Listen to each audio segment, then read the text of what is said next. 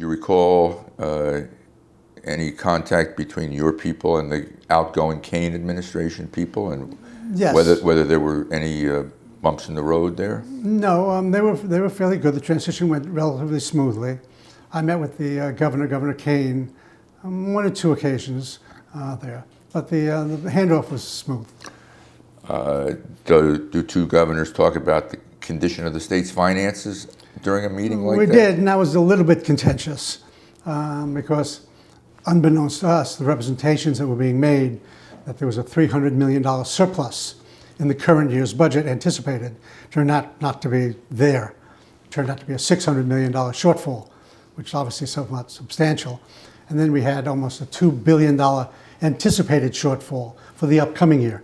So coming into office in January, we had to narrow the $600 billion shortfall that was there and anticipate how we were going to submit a budget in March or so to deal with a $2 billion shortfall. And in those days, the size of the state budget was probably 10 or 12 billion? I think it was like 12, 13. Uh-huh. What was the first thing you tackled as governor? The first thing I tackled as governor? Well, I mean, and the transition period? No. Now we've got you inaugurated. You're Okay, now the got me governor. inaugurated, yeah. Well, actually, the budget was the thing we had to deal with. Had to figure out some way of reconciling that. One of the things that was kind of an interesting aside was one of the meetings we had with Governor Kane in Drumthwacket on this whole issue of the budget.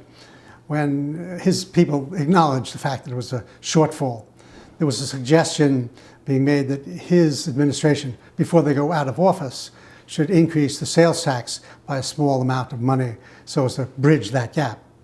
That was suggested and rejected, so that didn't happen. But it was something that might have been a little bit more, would have made things a little easier if we could have closed that gap before we came into office and had to close a gap of somewhere like $2.4 billion between the old budget and the new budget.